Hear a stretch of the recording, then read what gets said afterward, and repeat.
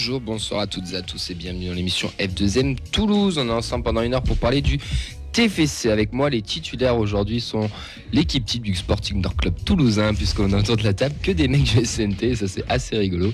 Mais on a surtout une équipe bien au complet, même s'il nous manque notre défenseur qui s'est désisté pour laisser sa place, mais on a toute la feuille de match qui est là. En défense, on va mettre Fred. Tiens, il est un peu blessé en plus en ce moment, donc il va quand même défendre avec ardeur tout ça. Comment il va, Fred ? Il va très bien, merci. Au milieu de terrain, on a nos trois milieux infatigables. Nathan, Auxence et Vincent. Comment ça va, messieurs ? Ça va très bien.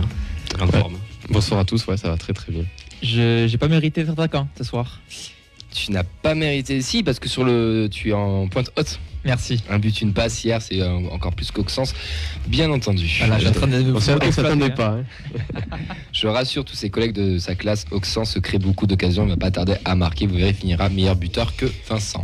C'est pas compliqué, il joue gardien. Tu prends les paris là ou pas ? Ouais, je prends les paris. Allez, tu m'as fait jeter un maillot Begraoui ? Ça va refaire les En vannes direct, d'année. tu me plantes comme ça. Auxence, Ouais. t'inquiète, on a pris de pas le faire jouer de la saison. C'est dégueulasse. Pour manager tout ça, il a la technique, il fait ça d'une main de maître. C'est Elliot. Comment il va, Elliot ? Eh bien écoute, tout va bien. Je suis content d'être là avec vous ce soir. Buteur hier soir aussi, buteur et passeur. Ouais, comme le 13. Exactement. Auxence est jaloux, je le vois. Ouais. J'ai hâte d'en marquer un pour vous faire taire un peu. Bah, j'espère aussi, j'espère que tu vas nous faire taire. Et ben avec nous, on a mon binôme du coup de coach, mais qui sera là pour le côté adverse, pour représenter Montpellier. Comment ça va, Ben ? Alors rapproche-toi un peu du micro. Ça va très bien, merci beaucoup pour l'invitation. C'est un plaisir d'être avec vous. Eh bien, tu vas voir, tu vas passer une bonne émission. Messieurs, au programme de cette 172e émission, on va avoir le résultat des internationaux, les matchs des jeunes, des féminines, débrief de TFC Nîmes. Alors débrief, c'est un bien grand mot, on va juste rappeler le score et les buteurs, parce que personne n'a vu le match. Mais si quelqu'un l'a vu et il y était, n'hésitez pas à appeler le 05 61 80 40 40. Ensuite, Il y avait Montagnier, il devait y être, non ? oui, ben Philippe, appelle-nous, Voilà. n'hésite pas. N'hésite pas. N'hésite pas, Junior aussi, appelle-nous pour nous raconter ton but. Débat sur les choix tactiques de Philippe Montagnier, il peut nous appeler aussi pour qu'on en discute. Junior aussi, du coup, peut nous appeler. Junior aussi. Vraie cohérence ou tâtonnement, ça c'est Fred qui voulait en discuter. Il avait préparé plein de feuilles la semaine dernière, il était un peu frustré, du coup on l'a remis sur le devant de la scène. La preview du coup Montpellier, des TFC Montpellier avec Ben qui sera là, et un quiz. On vous avait prévu une surprise pour cette semaine, elle était prévue, elle était actée. Bah c'est Ben.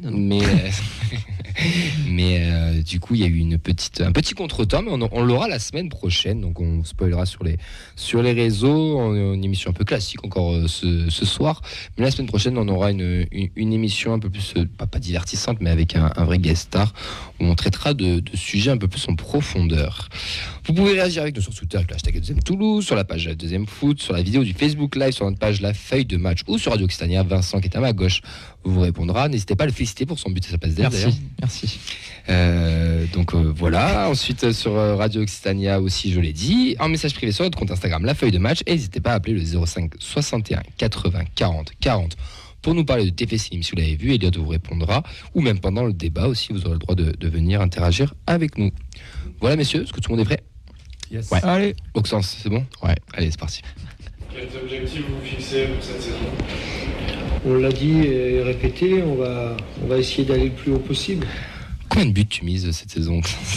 Vous n'allez pas me lâcher, c'est incroyable. Le plus haut possible. On en reparle la Est-ce semaine que tu prochaine. vises plus que Begraoui ou pas ? J'espère quand même. Moi je vous le dis ici direct, Ben t'es témoin, la semaine prochaine il marque. Moi, je l'avais dit déjà tout à l'heure, donc je serais pas surpris. Mais t'as pas marqué hier ? Non, sérieux. Il était pas hier. Il est pas marqué. Attends, je vais faire une petite dédicace. Est-ce que tu es comme Marianne, tu comptes tes buts à l'entraînement ? Ah non. Non, c'est Pelé, ça c'est Pelé. Il y en a qui les confondent, je sais pas. Mais... On l'embrasse bien sûr. Pelé ? Les deux. D'accord. Tu vas nous appeler aussi s'il avait été. Alors, le numéro c'est 0561 80 40 40, n'hésitez pas, au Brigado. Allez, les internationaux en match amical. Le Maroc est venu à bout du Chili 2-0 avec Aboukal qui est entré en jeu pour le dernier quart d'heure à la place de Sofiane Bouffal. Le Toulousain espérait avoir un peu plus de temps de jeu pour se montrer mardi contre le Paraguay, donc ce soir. Donc voilà pour Aboukal. L'Algérie a battu la Guinée 1-0. Issa Yassila a disputé toute la rencontre, a même porté le brassard de capitaine. Les Guinéens ont notre rencontre amicale face à la Côte d'Ivoire ce soir. Et d'ailleurs, Auxence, tu disais que Silla était titulaire. Exactement, il est titulaire et il est une nouvelle fois capitaine. La rencontre vient de commencer il y a 5 minutes. Donc, écoute, on essaiera de suivre ça un petit peu en fil rouge. On vous donnera s'il y a des buts ou quoi durant l'émission.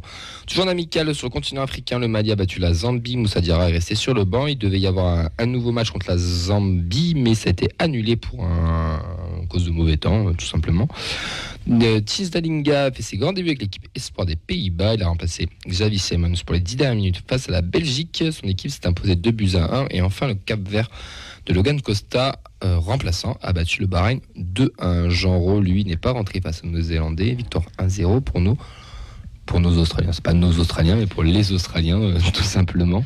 Ça va, c'est positif parce qu'il n'y a pas de blessure pour le moment. Il joue pas, donc ouais, c'est pratique. Non, mais je parle de manière générale. Après, il reste encore quelques matchs. Pas porter la mafre, mais bon. Mais non, mais pour tous ceux qui pensaient encore qu'on allait être européens, regardez, nos internationaux ne sont même pas titulaires dans leur sélection. Donc c'est qu'il y a... Voilà. J'en dirai pas plus, c'est pas grave. Isiaga toujours là. Isiaga est là et est capitaine, en effet. Et c'est très bien pour lui, je trouve, c'est une belle récompense pour lui. Après, en Guinée, depuis Fodé Mansaré, il n'y a pas de grands joueurs, donc c'est peut-être pour ça aussi. T'as des dédicaces personnelles à passer toute l'émission comme ça? Non, pas du tout. Ah non, c'était même pas pour toi en plus. Ah d'accord. Non, mais j'ai pas dit c'était même pas pour toi. Parce qu'on l'appelle le Fodé Mansaré blanc, mais Voilà. pas pour ses attributs techniques. On embrasse les Dikra, bien sûr. Allez, résultat des jeunes, Nathan? Résultat des jeunes, ouais. Et des féminines. Oui. Difficile d'enchaîner après ça. Je te laisse bien dans la merde. Allez, passe D, c'est pas ici, c'est sûr. Pourtant, trop des meilleurs passeurs la dernière. Allez, c'est je vais me reparti. débrouiller tout seul, sans passe D. Donc la N3 a été dispensée ce week-end à raison du 4e tour de la Coupe de France. Il se dirige vers l'Aveyron ce week-end, à Aunay-le-Château, Très qui bien. talonne les Toulousains au classement. Oui, très sympa. On y est passé avec Fred pour aller à Ah oui, c'est vrai. Il y a eu Ah oui, 18 ouais. de Ouais, Cugnos très sont fait éliminer en Gambardella l'année dernière là-bas. Eh ben, D'ailleurs, ils recevront le Toulouse Métropole. Voilà, j'en profite pour la petite promo. il fait sa promo. ouais. Tranquille, un Cugnos Toulouse Métropole. Non, blague à part, c'est le genre d'équipe cauchemar. En fait, en général, quand t'es une équipe toulousaine et que t'es en Ligue, c'est forcément une des meilleures équipes de l'Aveyron. Donc tu sais que tu vas taper déjà 3 heures de bus aller, 3 heures de bus retour et sûrement prendre une valise sur un terrain qui n'est pas forcément le plus accueillant du monde. Les mecs sont en R1, d'accord? Ils ont une bodeg. Bon, je vous le dis comme ça. Ils ont une tribune avec une bodeg, ils sont en R1. C'est un club ultra structuré en Aveyron. Ils ont des très bons jeunes. Ils ont une belle équipe, une très belle équipe aussi. Enfin, R1, maintenant, du coup, N3, parce qu'ils sont montés l'année dernière de R1. Mais il y a une très très belle équipe au Del Château. Ça sent le match piège. On leur Merci donne pour le la numéro de passe. téléphone pour qu'ils appellent et qu'ils C'est reviennent. Décidément, les passes D, c'est votre forme aujourd'hui. Non, non, mais Alors, les non. U19, on va enchaîner avec les 19 qui ont gagné 3-1 face à Ajaccio. Donc, c'est une équipe qui a été renforcée par des joueurs de N3. Et un buteur, donc nous avons Pérez qui a marqué. Bon, Giacomo. toujours lui qui est présent dans ces matchs-là. Amadou Camara et Eddy Zuliani. Donc 5e place pour eux, déplacement à Bastia ce week-end. Petite info qui a remonté sur le centre de formation, ils n'étaient pas présents au niveau des catégories nationales jusqu'à présent. Ouais. Donc voilà. C'est la bonne nouvelle. C'est bien pour la très, course. très bien. Et l'autre club qui était corse. Pievedilotte. Ah là, ça fait plaisir d'entendre Nathan sur l'accent corse. Ah, Tu peux le reprononcer, s'il te plaît? il restructure un petit peu. Pievedilotte. Ah, c'est beau. Lui, il a le droit de partir en vacances là-bas. Nous, on ne peut pas, on est one tête, mais lui, il a le droit. Les U17, ils ont gagné 3-1 face à la Lanterne Rouge Marignane. Avec des buteurs, c'est Hamza Bouijda et Ismaël Silla.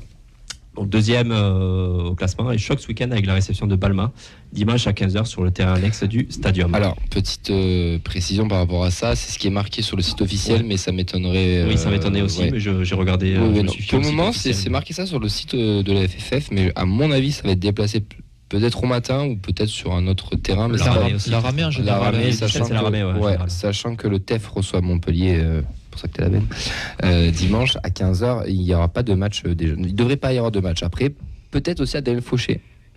Aussi, je sais pas. Oh les pauvres. Pardon. Ouais, de ouf.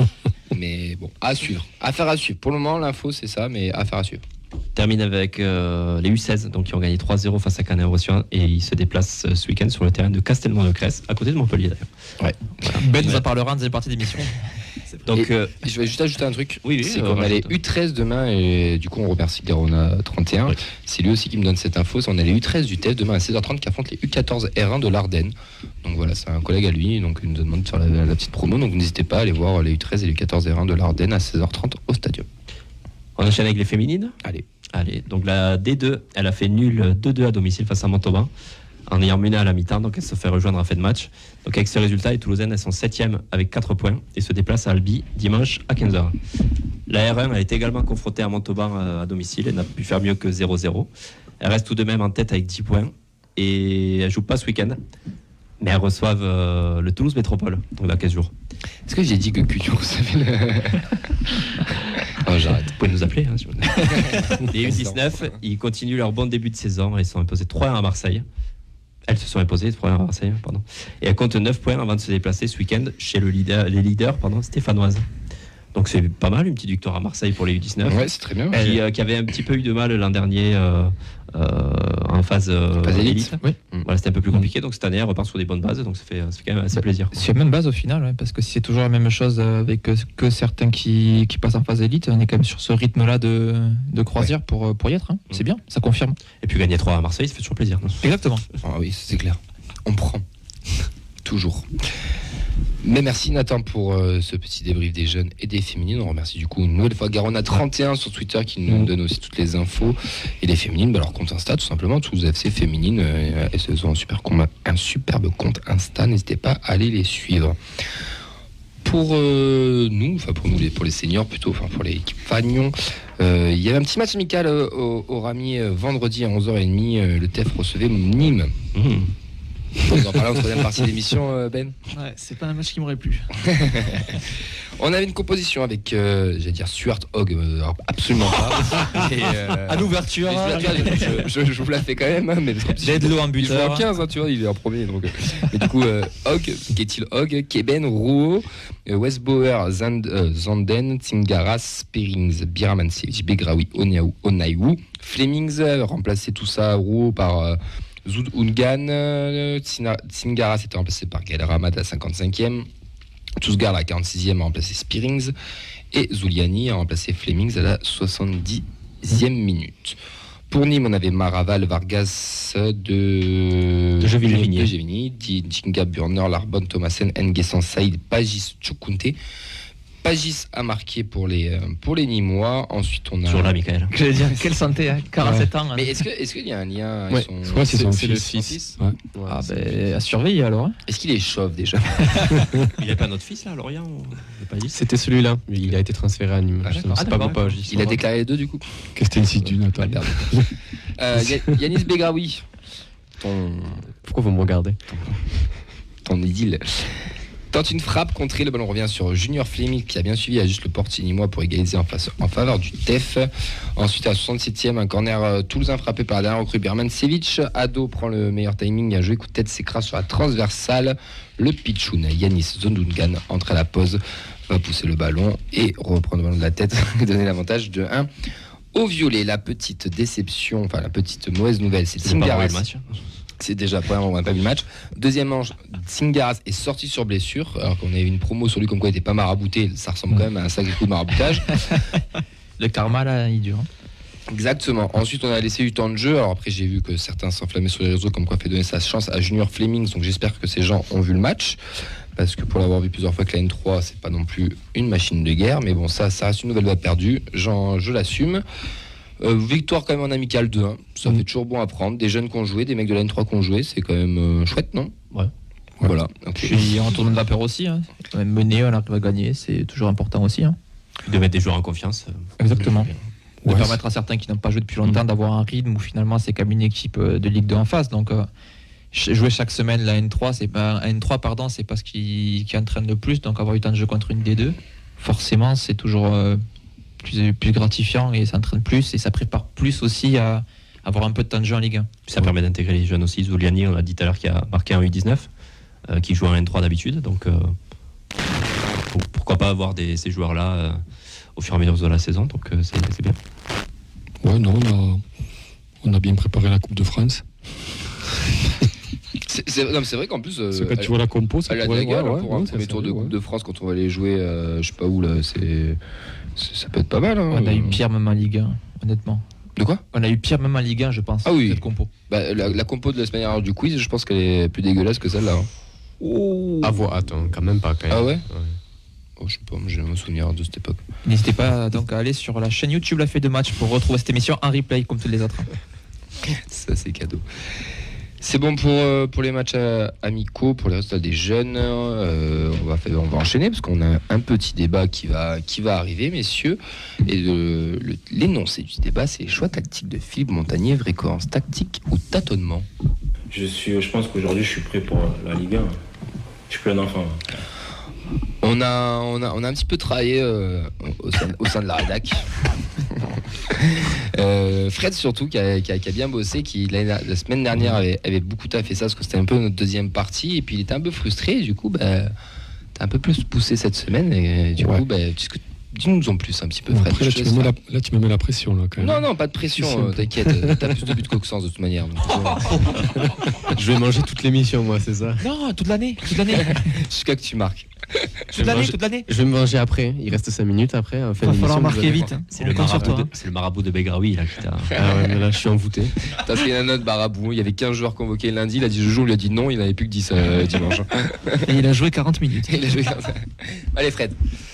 Ouais, alors c'est un peu parti de commentaires qu'on voit sur les réseaux ou ailleurs, et où c'est que souvent après un match on dit il aurait dû faire ci, il aurait dû faire ci, ce schéma ça vaut rien, lui il devrait pas jouer là, et pourquoi il joue là, etc. Et alors je me suis dit mais en fait pourquoi on remonterait pas un petit peu plus, et en se demandant mais pourquoi l'entraîneur a choisi ce schéma là, alors sur ce match là, et pourquoi il le choisit sur 2, 3, 4 matchs. Pourquoi les 3-4 matchs avant c'était pas ce même schéma. Voilà, donc et en creusant un peu, je me suis dit il y a forcément une raison, quoi. Alors les deux schémas qui commencent à ressortir au TFC, donc c'est le 4-3-3 qui avait été longtemps, qui a été utilisé toute l'année dernière, quasiment toute la saison dernière, qui avait un peu été utilisé en début de préparation estivale, et puis on a vu apparaître donc un nouveau schéma. Alors moi, je vais l'appeler 3-4-3, mais vous l'appellerez comme vous voulez, parce que voilà, on peut. Oui, 3-4-1-2, 3-5-2, 3-4-3, 3-4-2. C'est modulable, ouais. Voilà, c'est très modulable. 3-6-1. Et donc, ça m'a amené cette réflexion, mais pourquoi Montagnier passe donc un adepte du 4-3-3, hein, pourquoi d'un coup il passe en 3-4-3 et pourquoi ce schéma reste? Voilà. Eh bien, écoute, on va déjà, je pense, expliquer qu'est-ce qu'un 4-3-3 et un 3-4-3, quelles sont les différences tactiques. Et on a de la chance d'avoir des coachs autour de la table. Ouais, je vais y aller du coup. Merci, bonne soirée. Mais non, mais un 4-3-3, le fameux 4-3-3 point de basse que le grand Barça des années Iniesta, Xavi, Busquets, etc. a utilisé, que beaucoup sont tombés amoureux du football. Donc, oui, tout à l'heure, totalement. on en discutait.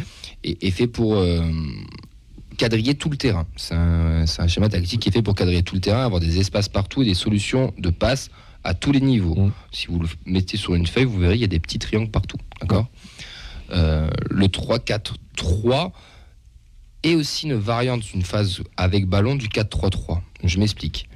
Si on a des latéraux très offensifs, ils peuvent monter et notre sentinelle redescendre. Du coup, nos deux axiaux de derrière se décalent et on passe à 3 derrière et plus nombreux. Donc, les deux schémas sont quand même assez proches. Ouais. Quand on a le ballon, on peut avoir ces deux choses. Quand on n'a pas le ballon, c'est différent dans le 3-4-3 parce qu'on passe à 5 défenseurs. L'avantage d'avoir 3 centraux, c'est que contre des équipes à 2 attaquants, on est plus fort. Contre des équipes qui ont un attaquant, c'est encore mieux. Maintenant, pour rejoindre à ta question, pourquoi je me tourne autour de mes collègues, à votre avis, Nathan, Auxence ou Vincent, pourquoi Philippe Montagnier a fait ce choix de 3-4-3?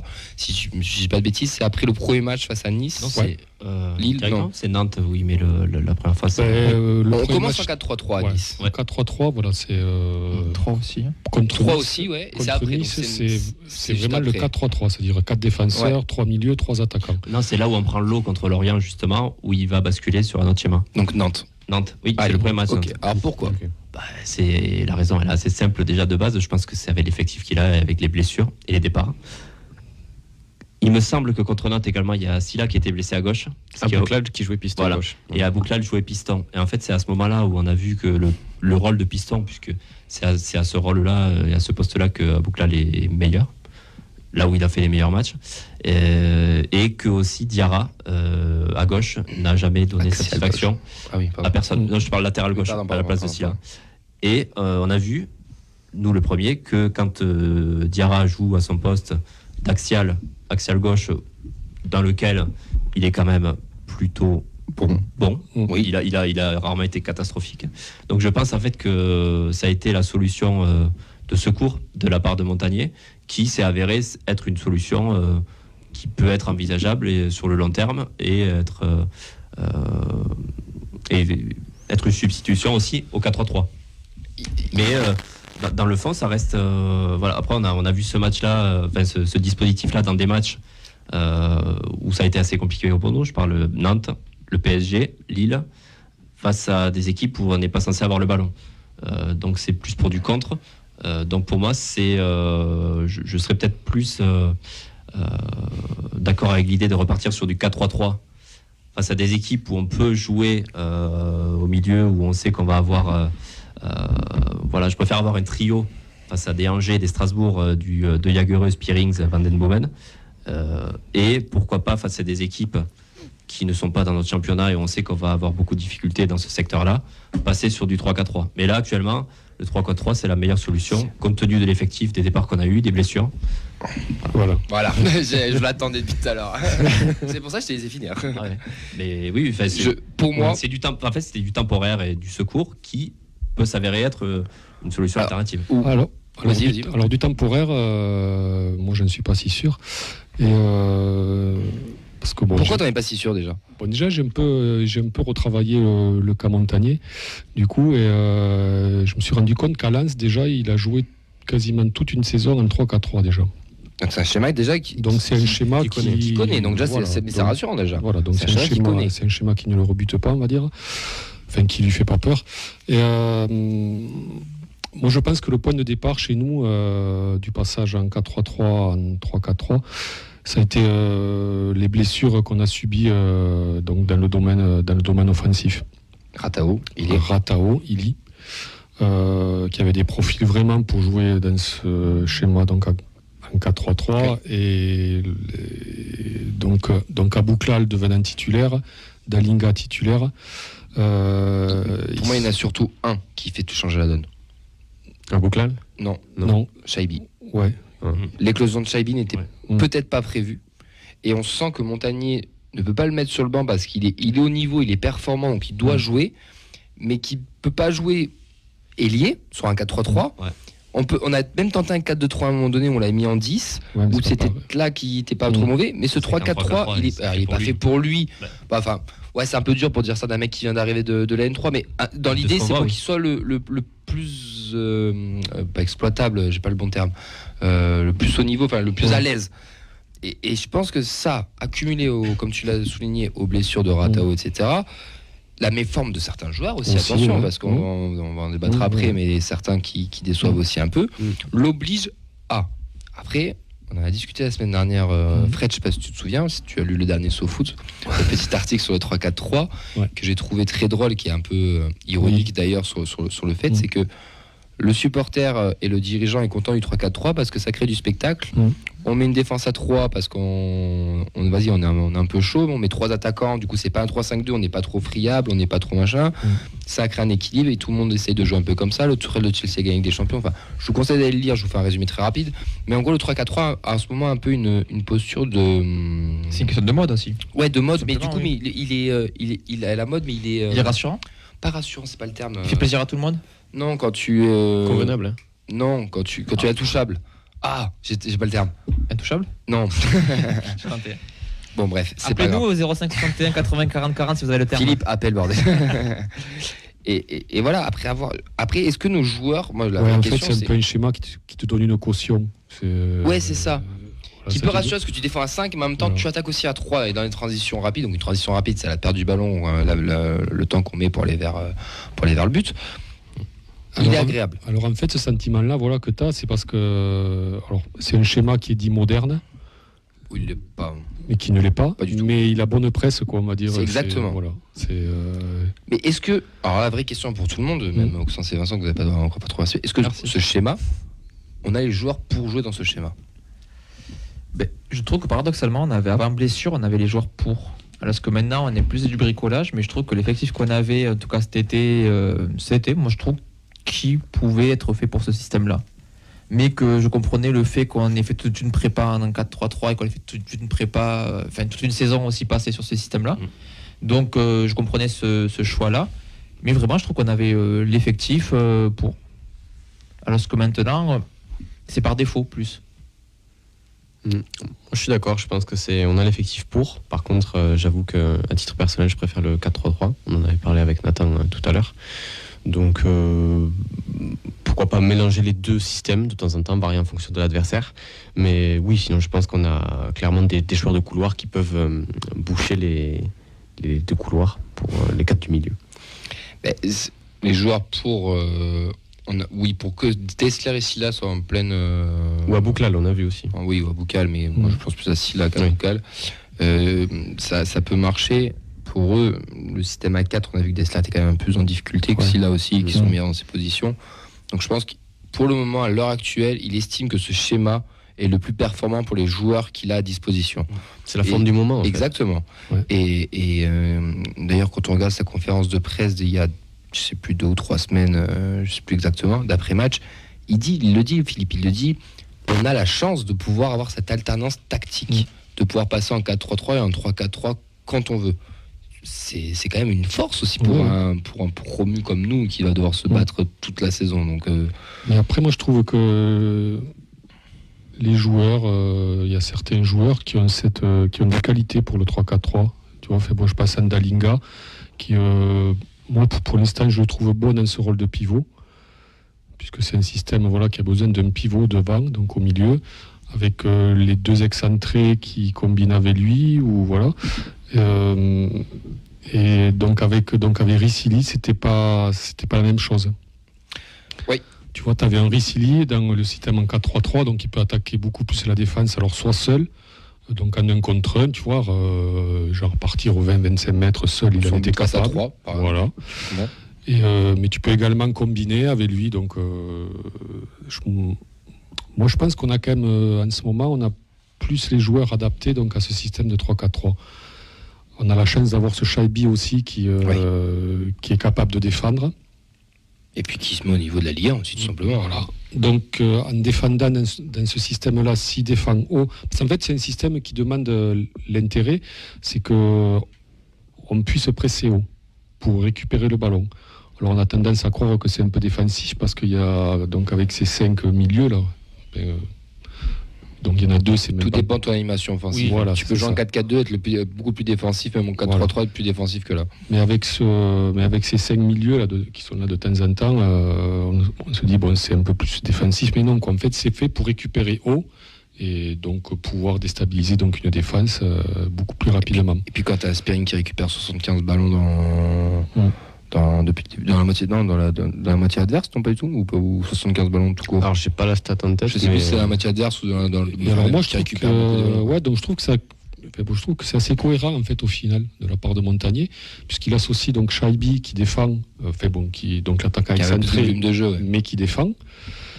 Il associe avec Dessler qui du coup va plus pouvoir se décharger de ses tâches défensives et se consacrer donc à attaquer. Donc au moins à être devant et combiner. De l'autre côté, on a un peu l'effet inverse. On a un Abouklal qui a du mal à défendre, mais qui est plus porté vers l'attaque, plus pour la provocation. Et Ratao est un peu la même chose. Oui. Et du coup, ça te permet à Silla, qui est plus porté vers la défense, qui a des qualités défensives beaucoup plus développées que ses qualités offensives.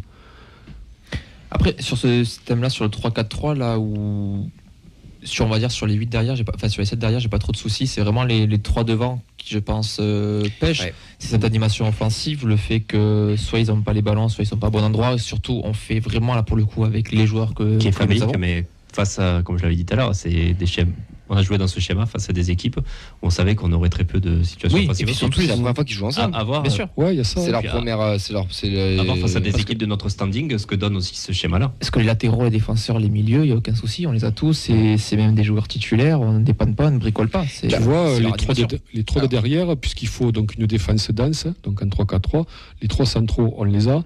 Ils sont capables de relancer proprement. Avec un Nicolas Seine, taille patron d'ailleurs, qui est en train de vraiment prendre de l'assurance.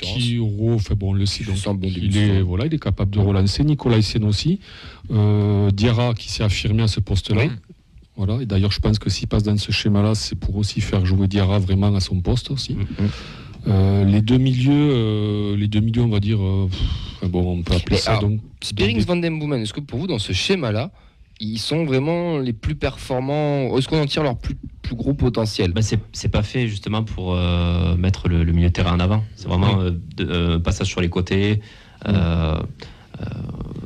C'est moins. C'est ça qui est dommage, quoi, justement, parce que je trouve que ça perd de la valeur au milieu avec des joueurs qui peut-être actuellement ne sont pas à leur meilleur niveau pour la Ligue 1, mais c'est pas plus mauvais derrière. Mais faut pas d'erreur. Voilà. Qu'on les voit pas. Mais en fait, il n'y a pas cette patte créative justement qui faisait notre force. Alors après, moi je suis totalement d'accord. Ouais. Moi je pense que pour le 4-3-3, justement, il manque un milieu. Alors un milieu qui n'y est plus ou qui n'y est pas encore. 3-5-3, c'est pas grave. Sinon, on fait tu vois, on met un 3-7. On a un Bibiche qui est sorti des radars. On a un Jean-Ro qui est sorti des radars aussi. Alors je sais pas pourquoi. Mais c'est là où je veux en venir, c'est que ces deux milieux-là, Branco et Spearings font le travail. Ouais. Spearings, il est au top, il continue sur l'année dernière. Branco est un peu plus dans le dur, mais parce qu'on lui demande peut-être beaucoup plus d'efforts aussi, je pense. C'est un autre rôle aussi. Il est moins mis en avant aussi. Il est moins mis en avant, c'est un autre rôle. Il a moins de temps aussi que l'année dernière. Mais par contre, quand l'un des deux doit sortir, De Jaegereux ou Jean-Roux, numériquement, on va prendre poste par poste, doit les remplacer. Là, c'est compliqué. Là, c'est très très compliqué quand même, non? Parce que même De Jaegereux, je suis désolé les gars, mais on l'aime, hein. C'est un petit moment qu'on n'a pas vu faire un très bon match. Le rythme aussi. Ouais. Je sais même pas s'il était sur la feuille le dernier match. Si. Il était sur le banc. On aimerait le voir un peu plus déjà pour le juger s'il fait des mauvais matchs. Mais une saison est longue, hein, on les verra forcément. Puis c'est un système usant, donc avec que deux milieux, on va dire plus défensifs. Déjà, tu les uses encore plus rapidement parce que c'est eux qui doivent assumer ce poids-là sur cette zone centrale. Donc forcément, ils vont pas jouer tous les matchs, surtout quand on voit que Montagnier les laisse quand même tardivement sur le terrain. Donc forcément, il y aura des matchs qui seront pas titulaires du tout. Ben, en tant que supporter de Montpellier qui suit quand même un petit peu le taf aussi, il tremble. Quand on a parlé 3-4-3, t'en penses quoi de tout ça, toi? Est-ce que t'as une pensée? Alors, nous, on a essayé la défense à 3 et c'est pas du tout passé. C'est-à-dire que il y avait des trous de partout, on n'avait pas les centraux qu'il fallait. Pour moi, 4, c'est mieux. Après, je pense que tu perds Van den Bomen en jouant comme ça. C'est-à-dire pour moi, il est plus 8-10 que 6. Et il a une patte qui est quand même exceptionnelle et pour moi tu le perds. Tu perds un peu de sa valeur. Ouais, pour moi, ouais. Oxen, c'était un peu d'accord avec ça aussi quand on entend parler. Moi je suis d'accord, c'est vrai que c'est triste. C'est dommage de se sacrifier un milieu, surtout quand on connaît la qualité des deux sur le banc, sachant qu'on va avoir aussi Tsingaras, on va en reparler juste après. Ouais. Mais c'est un dilemme compliqué au milieu.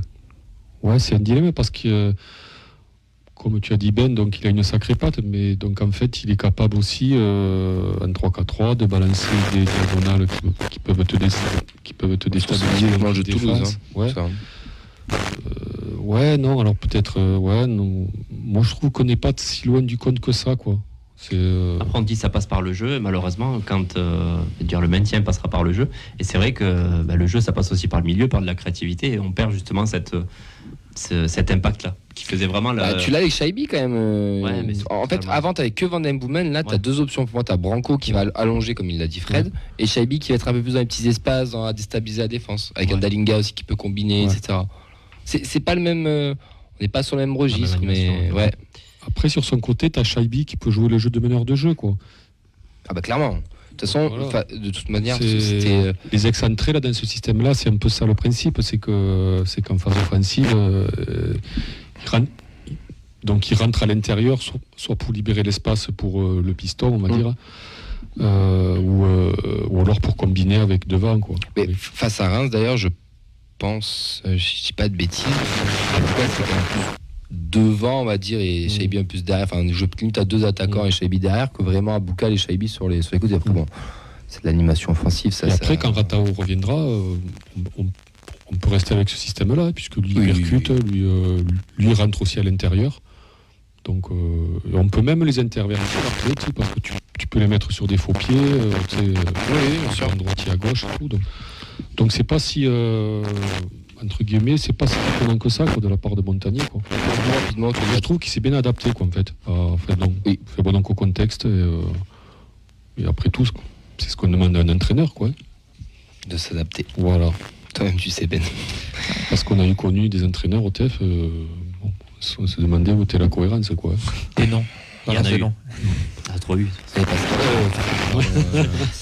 3-4-3, 4-3-3, messieurs, pour vous, Nathan. Ce que j'ai dit tout à l'heure, selon le match. Pour moi, quand il y a un match où on a une équipe en face de nous sur lequel on est peut-être supérieur même au niveau de l'effectif, on peut se tenter ce 4-3-3. Et effectivement, quand on doit peut-être un peu plus être défensif, mais à la fois apporter un petit peu de créativité, on l'a dit avec Shaibi, et avec les latéraux, plus sur du 3-4-3 du coup. Moi, je suis d'accord avec Nathan. Préférence pour le 4-3-3, mais c'est vrai que d'avoir un deuxième schéma pour déstabiliser l'adversaire, c'est toujours un plus. 3-4-3, mais pas avec cette animation offensive. Oh, développe en 1 minute 30. Je préférerais avec. T'as 2 minutes. Ok, 2 pointes, côte à côte. Avec un puissant pivot et un vraiment qui percute. Et par exemple, la Shaibi qui est vraiment derrière des attaquants. Un peu ce qu'on a vu parfois face à Reims. Oui, mais en fait, mais tu aimerais un vrai neuf ou à Boucal, par exemple? Non, vraiment des vrais neufs pour que du coup nos latéraux soient ceux qui centrent, vu qu'on a quand même une qualité de centre qui est là. Oui. Et qu'on n'a personne à la réception. Avec ça, on aurait au moins 2 joueurs à chaque fois. Donc un peu plus de monde dans la surface, que tu as déjà souligné lors du dernier majeur. Satali, tu disais. Mais après, tu es censé l'avoir, ça. Moi, je pense que c'est Dalinga qui a du mal à se positionner encore là-dedans, parce que normalement, il est censé ne pas trop dézonner. Donc normalement, dans la surface, il devrait y être. Et c'est vrai que de temps en temps, on l'a vu venir sur un côté. Alors je ne sais pas si lui, si on ne le sert pas assez, donc il vient chercher les ballons, s'il a besoin de toucher les ballons, tu vois. Pour moi, les 3 de devant doivent être pas libres, mais doivent s'interchanger. Ce que je te disais face à Reims, rappelle-toi, sur le but, je te disais, les mecs sont trop fixes. Et là, à ce moment-là. Lille, c'est le match parfait, c'était trop statique. Trop statique, et c'est pour ça, on n'a pas été mauvais, mais c'est vrai qu'on n'a pas été inquiétant. C'est vrai. Devant. Pour en revenir à tout ça, il y a un cas dans tous ces schémas tactiques. Il y a des joueurs qui prennent, on va dire, un peu plus que d'autres. On a évoqué un peu Bibiche tout à l'heure, mais nous, on voulait s'arrêter sur le cas Genreau. Donc, Sens, tu aimerais parler un peu de l'Australien. Exactement, Fred s'est occupé du cas Montagnier, moi je me suis occupé du cas Genreau. Attends, est-ce qu'on le vire à l'hiver? Non, c'est bon. On le garde, Philippe? Ouais, on va le garder. Ouais.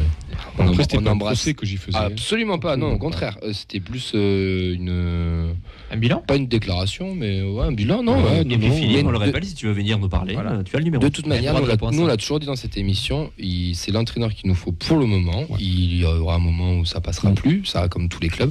Et pour le moment, il a su s'adapter. L'année dernière, il nous a fait gagner des matchs tactiquement, attention. Et cette année encore, il nous prouve qu'il est l'homme de la situation. Puis il a des idées déjà. Puis même si on a creusé un peu sur les systèmes, on est encore loin d'être des spécialistes. Et on est 60 millions de sélectionneurs. C'est ça. Et on n'est pas des spécialistes, quoi. Le cas Genreau. Ouais. On n'en parle pas beaucoup depuis le début de la saison, mais c'est vrai que l'Australien connaît. Merci à toi. Du coup, on va une période délicate.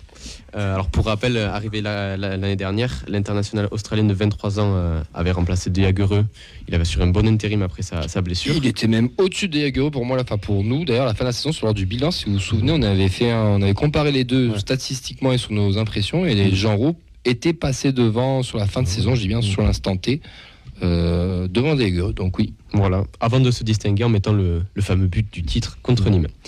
Mais depuis, son avenir en club s'est clairement assombri. Donc avec l'arrivée de Tsingaras, l'éclosion de Shaibi et même dans un troisième temps le départ de Mvoué, le Sokerou est désormais le dernier choix de la hiérarchie du milieu de Philippe Montagnier. Il se contente d'un temps de jeu famélique. Donc il a disputé 4 matchs sur 8 depuis le début de la saison. C'est pas ouf, hein. 21 minutes contre Nice, 14 minutes contre Troyes, 4 minutes contre Lorient et 11 minutes contre Reims. Donc vous voyez, il a quand même pas beaucoup de moyens d'expression. Non. Avec la blessure de Tsingaras, il est toujours convoqué dans le groupe, mais ça risque de changer très très vite. D'où ce petit débat. Est-ce que vous êtes déjà d'accord avec ce choix de hiérarchie ou est-ce qu'il mérite d'avoir un peu plus de temps de jeu? J'ai un petit avis dessus. Allez, alors, déjà, on est là pour ça. Hein. Déjà, il est victime en fait du changement de système.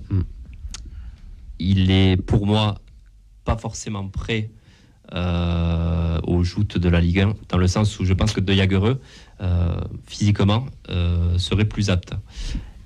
Et aussi, l'an dernier, il a surperformé en fin de saison parce qu'on avait un milieu qui survolait la Ligue 2. Et aujourd'hui, en fait, on a besoin d'un mec... là, on avait quand même Spearings et Van Den Boomen en général quand il était avec Genreau qui était au-dessus. Et lui, c'était un complément, il était sur cette dynamique-là. Mais là, en fait, je sais pas si sur ce niveau. Je pense que c'est compliqué pour Spearings et Van Den Boomen aussi de s'adapter. Est-ce qu'il aurait cette plus-value pour justement tirer cette équipe vers le haut? Moi, je ferais plus confiance à De Jagereux dans ce rôle-là. Et après, du temps de jeu, malheureusement, si De Jagereux est déjà remplaçant, donc ça va être compliqué. Pour moi, il est quand même dans la hiérarchie, il est derrière De Jagereux. Mais après, voilà, je dirais, il est hyper jeune. Il a quel âge? 21, 23 ans. 23 ans, il a une marge de progression qui est quand même énorme. On l'a vu l'an dernier, il a un état d'esprit irréprochable. Techniquement, il est bon, mais je pense qu'il faut qu'il s'aguerrisse encore un petit peu plus. Mais voilà, je pense qu'il est victime du changement de système, de la forme des joueurs actuels. Et que lui n'est pas au niveau aussi, on peut le dire. Ses entrées ont été catastrophiques. Enfin, je sais pas. Au niveau de la Ligue 1 actuelle, effectivement, il a eu très peu de temps de jeu aussi. Donc, mais le peu de temps de jeu qu'il a eu, il t'a plus marqué les esprits du mauvais côté que du bon côté. Ouais. Avoir peut-être, pourquoi pas, débuter. Ça va être difficile d'imaginer par rapport au temps de jeu qu'il a eu en match titulaire. Voir aussi en début de match aussi s'il peut apporter. J'allais dire, il n'a pas joué face à Nîmes, mais non, il était en Australie. Ouais. C'est là que ça manque la Coupe de la Ligue, pour que ce joueur-là ait un peu de temps de jeu et on voit un petit peu ce que ça donne. C'est dommage parce que c'est un joueur, tu peux pas. Il a toujours répondu présent. Il est toujours, même s'il n'était pas exceptionnel l'an dernier, il était toujours là, il apportait quand même beaucoup plus. Mais la Ligue 1, il y a quand même un fossé qui est creusé entre la Ligue 1 et la Ligue 2. On le voit. Beaucoup pensaient qu'on allait rouler sur le milieu de tableau de Ligue 1. D'ailleurs. Et pas que sur le milieu de tableau. Qu'on allait rouler sur le milieu de tableau de Ligue 1, mais voilà, on voit que c'est difficile pour tous. Et je pense que Jarreau n'est pas suffisamment au niveau à l'heure actuelle. Je pense que, comme disait Camille, il y a une jurisprudence Bodiger, c'est-à-dire c'est un joueur qu'on n'oubliera jamais, un milieu de terrain qui a marqué le but décisif au bon moment, mais que tu peux pas surfer éternellement sur ça. Moi, je pense que d'entrée, il était forcément dans la rotation pour être un joueur remplaçant et plus de temps de jeu. Moi, je pense que celui qui a piqué du temps de jeu numériquement, c'est Chaibi, tout simplement. Ouais, c'est Chaibi. Il n'y aurait pas Chaibi, on le verrait plus souvent. C'est toujours remplaçant pour moi, mais il serait plus souvent là. Mais c'est Chaibi qui rebat beaucoup de cartes en fait. Il fout la merde. Mais tant mieux pour nous, tant mieux. Il fait changer de système, il met Jean-Rose sur le banc. Et après, pour Jean-Rose aussi, je crois qu'il est rentré tard aussi. Des matchs amicaux internationaux. Il était en vacances, il a pris. Puis tous les voyages en Australie. Est-ce qu'il est prêt aussi Est-ce que physiquement, il est au top de sa forme? Il a pris le train en milieu de route. Enfin, en milieu de route, quoi. Il l'a pris où? Parce qu'à Paris, il ne le trouve pas tout le temps. Allez, c'est cadeau. Enchaîne après ça. Ben, ton avis sur Jean-Rose? Pour moi, il n'est pas fait pour jouer à 2 au milieu. Il est bien trop léger. Et surtout, quand tu vois les milieux de Ligue 1, il va se faire exploser, selon moi. Après, à 3, dans la rotation, est-ce qu'il pourra jouer en Coupe de France? Je ne suis pas sûr. Est-ce qu'il ne faudrait peut-être pas le prêter s'il a un peu de temps de jeu en Ligue 2 pour qu'il joue un petit peu en seconde partie? Je ne sais pas. Mais pour moi, ça va être compliqué. Il est trop léger. Oui, de Tsingaras aussi. Tsingaras, est-ce qu'il est devant aussi dans la hiérarchie? Est-ce que Tsingaras, on ne sait pas quoi. Enfin, je veux dire, moi, c'est l'inconnu. Pour l'instant, Tsingaras. C'est 2 chevilles pour le moment. Non, mais c'est vrai. Quand vous parlez de léger, c'est un terme bagage technique ou c'est vraiment physiquement? Parce qu'il y a quand même des milieux en Ligue 1 qui ne sont pas non plus des armoires à glace. Genre Manu Garcia. Je sais pas, Santa Maria à l'époque, d'autres joueurs. Marco Verratti. Savanier. Savanier dans l'Impact, il y va quoi. Moi Jean-Rose, pour moi, il n'a pas le niveau technique et tactique de la Ligue 1 pour le moment. Je dis bien pour le moment. Il peut progresser. Déjà l'année dernière, il nous a beaucoup surpris. Il peut encore progresser. Ça a l'air d'être un bosseur, ça va être un bon mec en plus. À voir. La saison est longue. Je crois que c'est toi qui l'as dit tout à l'heure et tu as raison. Et on en aura sûrement besoin. Il y a peut-être le match de Coupe de France. Il y aura des blessés. Il y aura il y aura des blessés. Il y aura des trucs. Il aura son rôle à jouer. Sauf que pour le moment, le peu où il est rentré, ça pique les yeux. C'est juste. On a Charles sur le Facebook Live qui nous dit que pour lui, Jean-Rose n'est pas au niveau, qu'une année de plus en Ligue 2 lui aurait fait du bien. Tout simplement. Je suis d'accord avec lui. Mais bon, on peut pas rester en Ligue 2, les gars. Non, mais. Quel artiste. Je suis en forme de ça. C'est compliqué. Et justement, est-ce que tu me laisses 2 minutes pour poser une dernière question? Vas-y, oui. Parfait, c'était la dernière question. Faut-il le conserver? Oui. Ah oui. Oui, parce que la saison est longue et qu'on a un effectif beaucoup trop court déjà. Et il aura forcément du temps de jeu. Oui. Puis on a une Coupe du Monde et on a des milieux qui peuvent la jouer. Lui d'ailleurs, normalement. Donc, mais ça aussi, tu vois, on n'en a pas parlé, mais quand tu vois que tu n'as pas de temps de jeu dans ton club comme ça, tu es sélectionné, tu sais que on va pas se mentir, il n'y a pas si rien discuté avec l'Australie. Non. Après, tu vas me dire c'est compliqué de refuser une sélection, mais tu peux très bien dire vas-y, non, je viens pas, je me concentre un peu sur le club, je me reviens un peu vite pour être prêt pour la Coupe du Monde. En accord avec ton coach, tu es pratiquement sûr d'y être, entre guillemets.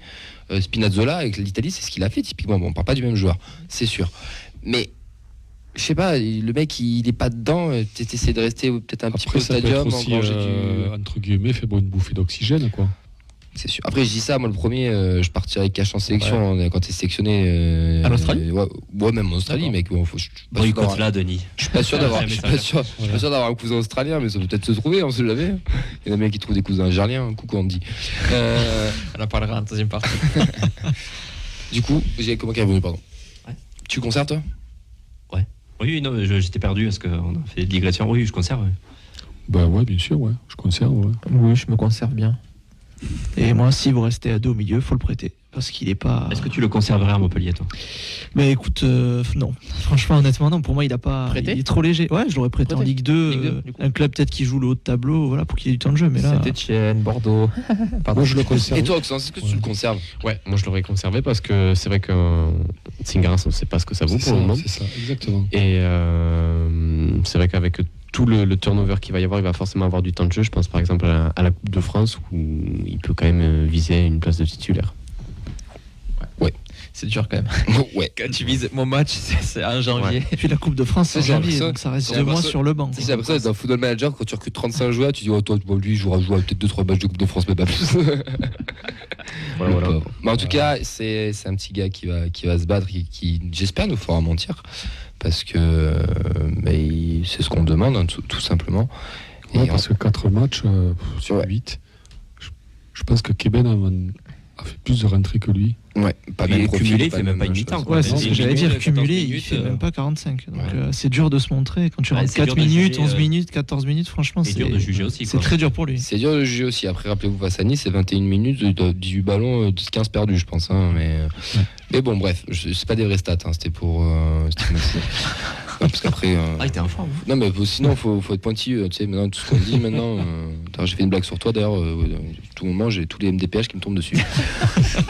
On va enchaîner avec la preview de Toulouse-Montpellier et on va profiter de notre invité, Ben.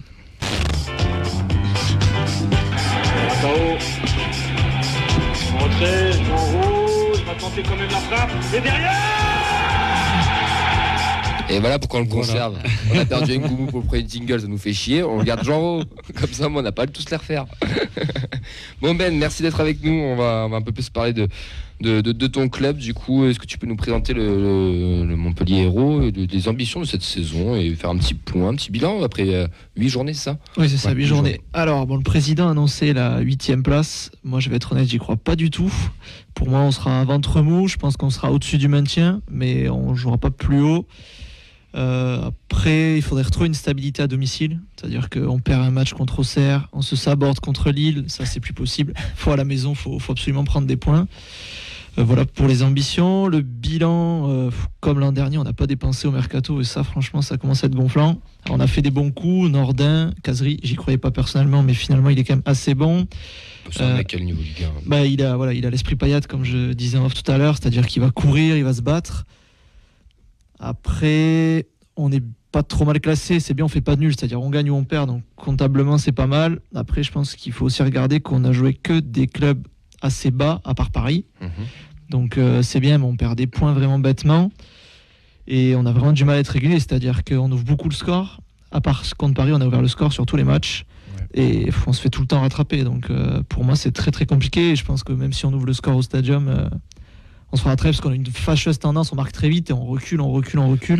Et pour moi, c'est très compliqué. D'ailleurs, la cote de Julien est à combien, s'il vous plaît, messieurs? Parce que là, c'est sûr que dimanche, il est titu, il nous Sachant que, petite info, Savanier le cherche sur chaque corner. C'est-à-dire que premier poteau, il est contre Strasbourg, il est cherché 3-4 fois, il l'apprend à chaque fois. C'est vraiment un super joueur de tête. Je cherche. Attends 2 secondes, parce que je suis en train de chercher. Oui, c'est bon. Le coach Jaloglio était quand même un petit peu en difficulté en début de saison et au final, pour le moment, il est conservé. Ça donne quoi? Alors pour moi, il fait. T'as des infos, tu l'as au téléphone. Je l'ai souvent. Non, on a. Vous appelez s'il veut aussi. J'aimerais bien parler avec lui parce que j'ai plein de questions. Non, très bon coach aussi, c'est un mec qui aime le football. Dans le jeu, le problème c'est qu'on fait une seconde partie de saison qui est cataclysmique. On est 19e, donc c'est vraiment catastrophique. Et il est sauvé par Brest, honnêtement. Donc le 7-0. 7-0. Donc c'est un match, à mon avis, il faut totalement mettre de côté. Ouais. Alors c'est bien, il se gagne un peu de temps. Pour toi, c'est juste un barreau d'honneur? Pour moi, c'est compliqué. C'est-à-dire que Auxerre, on mène 1-0, on se saborde tout seul. Ajaccio, ils prennent un rouge, ils sont à 10. Oblin arrive à trouver un moyen de prendre un rouge. On finit à 10 contre 10, bon, on gagne 2-0 parce que c'est Ajaccio. Lille, on se saborde aussi et on a un problème mental. Et je pense que j'ai peur que le message passe plus. Après, qui pour le remplacer? Moi, j'ai lu des noms, franchement, ça fait peur, quoi. Fais-nous rêver. Allez, attends, vas-y. Fais-nous rêver. L'imitation, c'est maintenant. Je suis disponible. Alors non, il n'y a pas eu Courbis, mais ouais, t'as du Lamouchi, des mecs qui me font pleurer. Il y a juste Au niveau charisme, faire mieux que Pélissier, Derzac et Pélissier. Dalloglio, quand même. Voilà, moi, Derzac, j'étais pour qu'il reste. Donc moi, j'étais partisan, alors que certains lui crachaient dessus. Au final, il y en a pas mal qui se mordent, quoi. de presse, les deux, là. C'est compliqué, mais pour moi, voilà. Pélissier, ce serait le gros défi de sa carrière. Là. Ah, mais pour moi, il aurait l'esprit et ça joue. Après, voilà, Dalloglio, pour l'instant, ça gagne, ça perd, mais ça reste correct. Donc pour l'instant, il n'est pas menacé. Après, est-ce qu'il passera l'hiver? J'en suis pas sûr. Les points forts du Montpellier-Hérault. Alors, les points forts, c'est qu'on est la deuxième meilleure attaque du championnat. Mais non. Bon, faut être honnête, les tirs des buts a été marqué face à Brest, donc forcément, c'est un peu en trompe-l'œil. J'ai aussi compté qu'on avait 5 joueurs qui ont mis au moins 2 buts. Donc c'est quand même pas mal. C'est pas mal. Donc t'as du. Tous contre Brest. Germain, oui. Je l'ai pas mis dans le truc. T'as Savanier, Wai, Nordin et Kazri. T'as Mavididi qui devrait revenir sur le banc ce week-end. Donc je pense qu'il peut faire une entrée en jeu. Il était transféré lui ou non, il était transféré déjà l'an dernier de la Juve. Ah oui, ok, d'accord. Et il a pas fait une mauvaise saison, mais là il s'est pété. Il y a de la concurrence. Moi je trouve qu'il joue un peu pour sa gueule. Et il manque un peu de passe. Et Stambouli devient quoi? Et Stambouli est toujours en Turquie avec Belanda, ils sont contents tous les deux, quoi. Touche un chèque. Et Cabella est à Lille. On les embrasse. L'avantage aussi, c'est qu'on met beaucoup de buts dans le premier quart d'heure. Ça, ouais. C'est agréable. Donc si vous passez les 15 premières minutes, je pense que vous pouvez faire un résultat. Et enfin, donc on est aussi l'équipe la plus prolifique. Donc c'est-à-dire qu'on est l'équipe qui procure le plus de spectacles en Ligue 1 avec plus de 4 buts par match. C'est bon ça. Un bon 0-0 dimanche, les gars, je vous dis. J'espère pas. Ou 1-1, parce qu'il faut que Julien marque. Et pour moi, en fonction des choix, on a une super charnière, mais j'ai peur que ce soit pas ça, c'est Julien Estève. Et Sako qui joue en ce moment? Non, Sako c'était blessé au nez, il a pas joué là, j'espère qu'il sera pas titu, parce que pour moi, Estève Julien, c'est la paire vraiment à aligner. Les points faibles? Alors, les points faibles, on a une très mauvaise défense. Puisqu'on on a pris beaucoup de buts. C'est la paire à aligner. Non, c'est-à-dire que cette paire-là, on l'a alignée qu'une fois. Ouais. Donc, et sachant qu'Esteb est quand même un super joueur, on ouvre beaucoup le score, mais comme je vous l'ai dit, on recule, donc on prend beaucoup trop de buts. C'est-à-dire que dès qu'on marque, on recule de 20-30 mètres. Donc en Ligue 1, c'est pas possible. On a réussi à relancer Angers, qui n'avait pas gagné un match. Contre Strasbourg. Monique est mon combiné d'ailleurs. C'est le FC Relance, c'était nous avant, tu vois, c'est Montpellier. Ah non, mais c'est complètement nous. Strasbourg, on gagne à la dernière seconde sur un péno, c'est quand même compliqué. On prend beaucoup de rouges. Ça, moi, ça me fascine, comment on arrive à se saborder en prenant des rouges. Et enfin, on a latéral gauche Saint-Luce qui venait de Nîmes qui s'est pété. Mawassa est aussi blessé, donc c'est Kodza qui dépanne. Il est meilleur en centrale que défenseur gauche. Mais voilà, il joue, mais il fait le taf, mais ça reste quand même un petit point faible. Ouais, des réactions sur le Facebook Live. On a Alexian qui nous dit: ça peut vous rassurer, ici aucun Payadin ne croit à la victoire dimanche. Par contre, ils seront 500 par cash complet. Par cash complet depuis déjà 3 jours, donc on sent les motiver. Et apparemment, ton téléphone vibre. Il est en train de t'insulter en privé, Alexian. Écoute, on réglera ça après. Le joueur à suivre de Montpellier. Alors, dans la facilité, j'aurais pu dire Savanier, mais pour moi, c'est Wai qui est un petit jeune plein de promesses. Donc Wai qui a marqué avec les espoirs hier d'ailleurs, un joli petit but, je vous l'avais dit déjà. Il pas titu, tu m'as dit hier. Il était pas titu parce qu'il était annoncé titu, il est rentré, c'est un jeune du club et franchement c'est un super joueur. Et en second, je mettrais Jordan Ferry qui lui a totalement l'esprit Payet, qui vient de fêter son 100e match et qui est vraiment le joueur parfait pour le club. Une vraie petite. Et Wai, c'est imposant. Des matchs que j'ai vus, c'est dans les déplacements, dans la finition et tout. Ah oui, il est très intelligent, il coupe beaucoup au premier poteau, il est très bon. L'année dernière, Wai, c'est combien de buts 5-6 buts ou 7? Ah non, plus, c'est la dizaine. C'est notre attaquant titulaire. Donc il y a 2 ans derrière Laborde Delors, il rentre tranquillement. Et son problème l'an dernier, c'est que Laborde et Delors s'en vont, ce qui n'était pas spécialement prévu, et on récupère Germain. Donc niveau concurrence, c'était compliqué. Donc il a été titu, il l'a lui-même annoncé. Il s'attendait pas de titu, donc il était un peu plus dans le dur. Et là, franchement, il fait un début de saison canon, quoi. Je crois qu'il est pas loin des records. Nicolas Hyssen a tenu Mbappé, donc c'est pas Wai qui va lui faire peur. Wai, ça court. Ferry, en gros, c'est toujours comme Caillot TFC, les joueurs que tu détestes dans l'équipe adverse, mais que tu adores chez toi. Franchement, j'aurais tendance pas tant que ça. Moi, je trouve qu'il casse les actions, il est très malin. Moi, il me saoule, moi je le déteste. Époque Lyon, c'était je le déteste. Mais après, si on peut dire ça. Je vous l'accorde. Ouais, je pense qu'on est tous d'accord. Je vous l'accorde. On en reparle dimanche à 17h, mais à mon avis. Oui, après, je pense qu'il va vous pourrir le match, ça c'est sûr. Ton regard sur le TEF?